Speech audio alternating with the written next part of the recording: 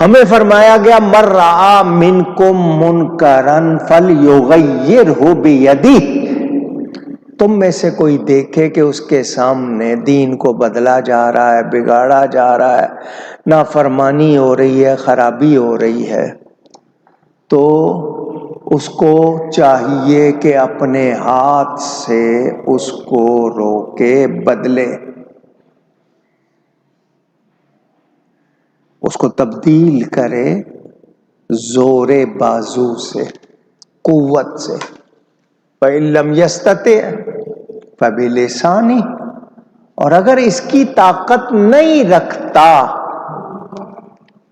کہ ہاتھ سے اس کو روک سکے، طاقت سے روک سکے، تو زبان سے اس کے خلاف آواز بلند کرے۔ کتنے طریقے ہو گئے؟ 2۔ وَإِن لَّمْ يَسْتَطِعْ فَبِقَلْبِهِ، اور اگر یہ بھی نہیں کر سکتا تو دل سے اس کو برا جانے۔ وَذَلِكَ أَضْعَفُ الْإِيمَانِ، اور صرف دل سے برا جاننا یہ ایمان کا سب سے کمزور درجہ ہے۔ پہلا کیا ہے؟ قوت بازو سے روکے، دوسرا یہ کہ آواز بلند کرے، تیسرا یہ کہ دل سے برا جانے۔ اب کمزور آدمی ہو، اس کے پاس قوت بازو بھی نہیں ہے، وہ آواز بھی بلند نہیں کر سکتا، وہ صرف دل سے برا جانتا ہے، تو آپ کہیں گے یہ کمزور آدمی ہے، اس کی طاقت نہیں ہے، اس لیے یہ صرف دل سے برا جان رہا ہے۔ مگر طاقت والا، زور والا، شان والا اگر قوت نہ دکھائے یا آواز بلند نہ کرے تو آپ کہیں گے یار اتنی درجے والا ہے، اتنے نام والا، یہ چپ ہے، تو اس کو آپ اس کی کمزوری کہیں گے کہ یہ ڈر رہا ہے، یہ کمزوری دکھا رہا ہے، حالانکہ اس کو اپنی شان دکھانی چاہیے۔ اب امام حسین صرف دل سے برا جانتے یا زور دکھاتے؟ شان والے تھے، شیر خدا کے بیٹے تھے، انہوں نے اسی کے مطابق کیا، اور آج بھی ہمارے لیے یہی ہے۔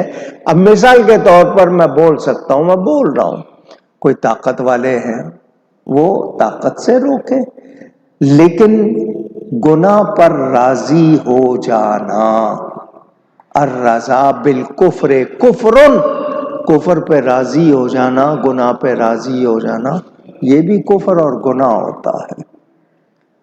آپ کہیں گے ہم کیا کریں جی، سارے چل رہا ہے، میں کیا کروں؟ یہ آپ راضی ہو گئے، اور یہ راضی ہونا آپ کو انہی کے حکم میں ڈال دیتا ہے۔ کبھی بھی ظلم پہ راضی نہیں ہونا۔ آپ کے ہاں اردو میں کہتے ہیں نا، ظلم سہنے سے بھی ظالم کی مدد ہوتی ہے۔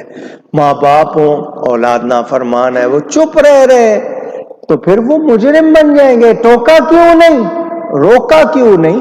انداز روکنے کا اچھا ہو، لیکن روکنا فرض۔ استاد نہیں روک رہا شاگرد غلط کر رہے ہیں، پیر صاحب نہیں روک رہے مرید غلط کر رہے ہیں، بادشاہ نہیں روک رہا رعایا غلط کر رہی، تو وہ بھی مجرم ہو جائیں گے، کیونکہ گناہ پر خاموش رہنا یہ راضی ہونا ہے، اور راضی ہونے والا بھی گناہ گار ہو جائے۔ میں نے آپ کو یہ بات سنائی تھی، اللہ نے فرشتوں کو حکم دیا ایک بستی کو الٹ دینے کا، اس کو اپ سائڈ ڈاؤن، اوپر والا حصہ نیچے کر دو، پلٹا دو۔ فرشتوں نے عرض کی یا اللہ اس میں تیرا ایک بندہ بڑا نیک ہے اور اس نے کبھی کوئی نافرمانی گناہ نہیں کیا، اللہ نے فرمایا اس کو بھی الٹاؤ۔ فرشتے حیران، یا اللہ اس نے کبھی گناہ نہیں کیا، فرمایا اس کو بھی الٹاؤ۔ یا اللہ اس کو بھی، فرمایا اس کے سامنے گناہ ہوتا ہے اور وہ روکتا ٹوکتا نہیں ہے،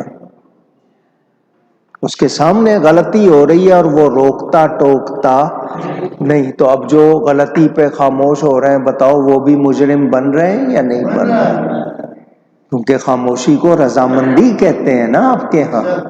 تو ہمیں جان لینا چاہیے کہ امامت کا مستحق متقی اور عادل ہوتا ہے، ظالم اور فاسق نہیں ہوتا۔ اللہ کے حکم سے، وہ اللہ کی بات ماننے والا ہو، نبی کی غلامی کرنے والا ہو، اس کو توفیق ملے، اور اگر مصیبت آئے تو وہ صبر کرے۔ کیا کرے؟ کیا کرے؟ صبر کرے۔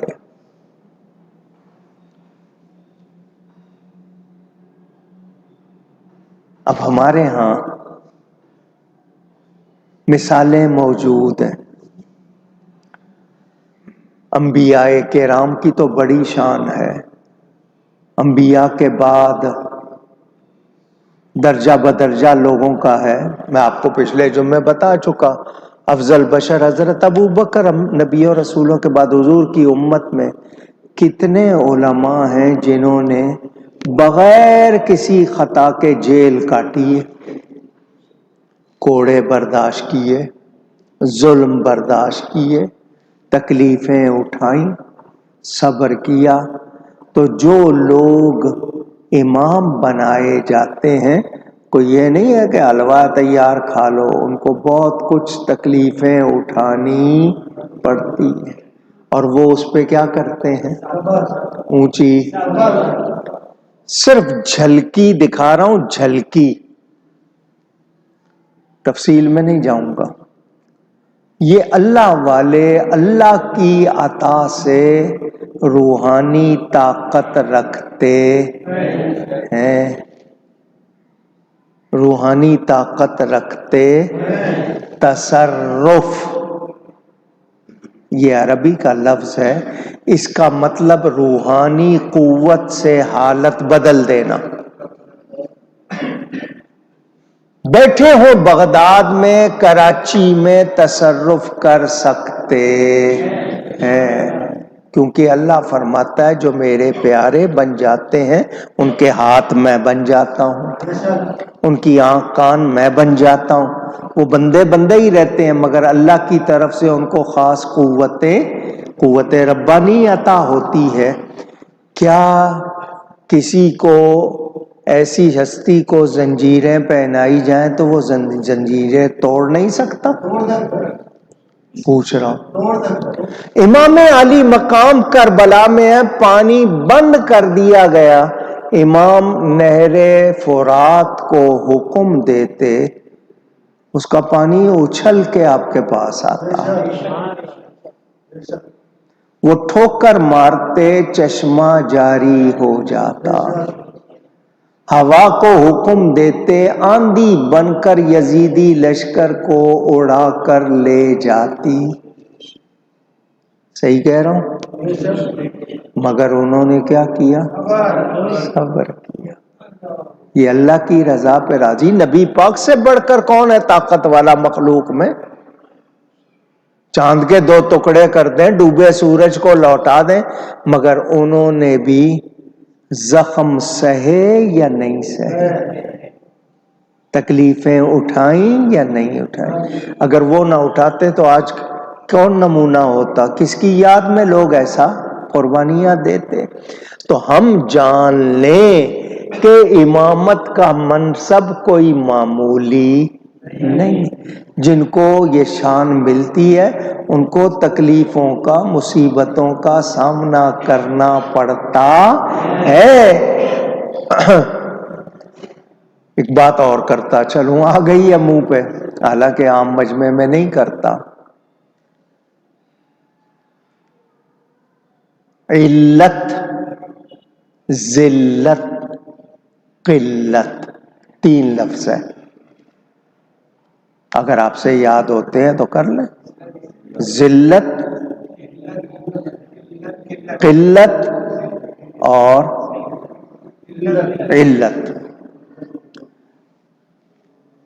ان تینوں کے شاید معنی سمجھ آتے ہوں گے۔ ذلت کا مطلب بظاہر رسوائی برداشت کرنا، قلت کا مطلب کمی، علت کا مطلب کوئی بیماری، کوئی پریشانی۔ ان 3 میں سے کسی ایک کا سامنا اللہ والے کو ضرور کرنا پڑتا ہے۔ اللہ والے کو اونچی، بعض کو تینوں کا ہوتا ہے، بعض کو دو کا، ورنہ کسی ایک کا سامنا کرنا پڑتا ہے۔ اب اس کی تفصیل میں جاؤں تو بہت لمبا ہو جائے۔ کتنے بزرگوں نے دین کی خاطر لوگوں کی گالیاں برداشت کی یا نہیں کی؟ پوچھ رہا ہوں۔ موٹا جھوٹا پہن لیا، نہیں آسائشیں لگژری نہیں، کم میں بھی گزارا کیا، اس کو قلت کہتے ہیں۔ علت کوئی نہ کوئی تکلیف، کوئی نہ کوئی چیز سہنی پڑی۔ تو اللہ کی راہ میں اگر آئے ہو، حضور صلی اللہ علیہ وسلم کے پاس ایک شخص آیا، حضور میں چاہتا ہوں مجھے آپ سے جو اتنی محبت ہے اور زیادہ ہو جائے، بس آپ سے بہت زیادہ، جس کو آپ عشق کہتے ہیں نا۔ فرمایا پھر تکلیفوں کے لیے تیار ہو جا، اگر عشق کا دعویٰ کرے گا تو کیا آئیں گی تجھے؟ کیا آئیں گی؟ تکلیف۔ مولانا روم رحمت اللہ علیہ نے سمجھایا، پوری حکایت بیان نہیں کروں گا، صرف سمجھاؤں گا۔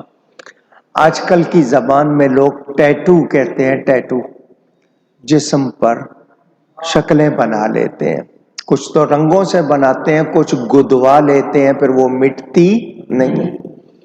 یہ آج کل بہت فیشن، حالانکہ خود بتا دیا گیا کہ یہ ایسی بیماریاں لگاتا ہے، پھر اس سے آپ بچ نہیں سکتے، لہٰذا کئی ملکوں میں منع کر دیا۔ جو بناتے تھے انہوں نے بتا دیا کہ یہ بہت بری چیز ہے۔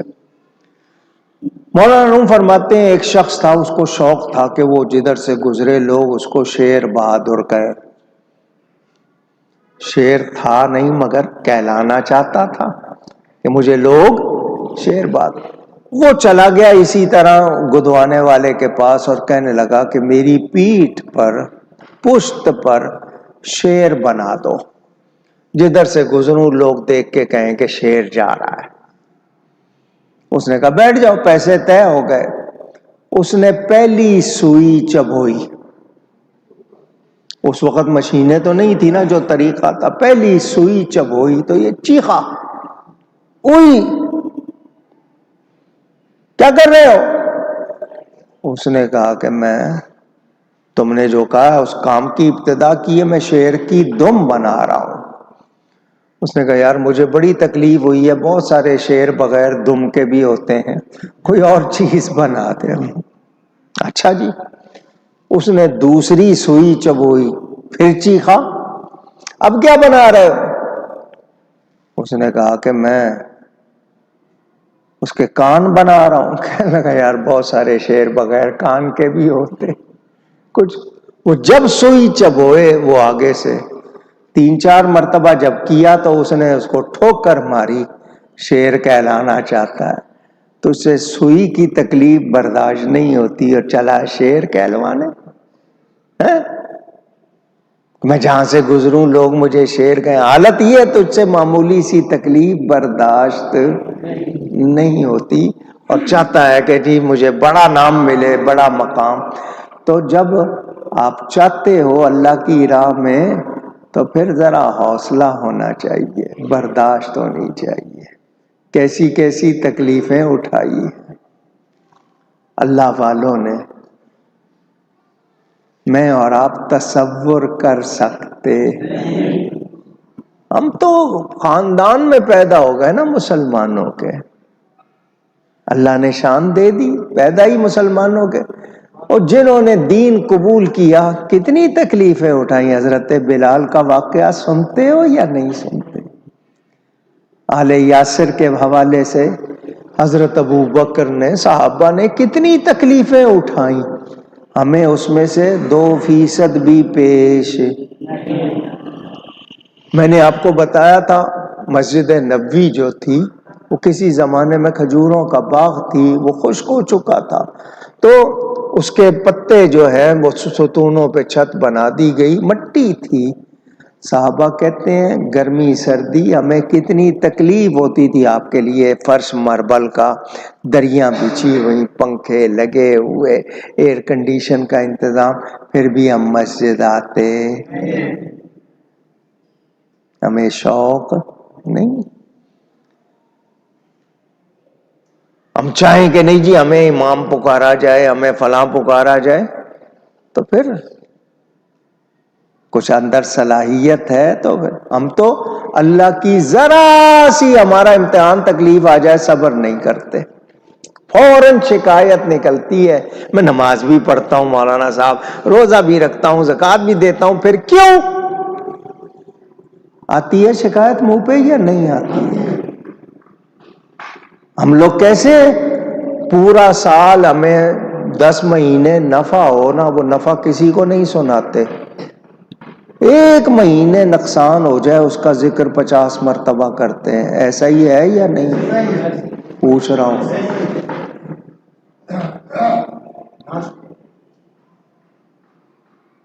امام احمد بن حنبل، میرے امام اعظم ابو حنیفہ، واقعات پڑھو، کتنی تکلیفیں اٹھائی، کوڑے برداشت کیے،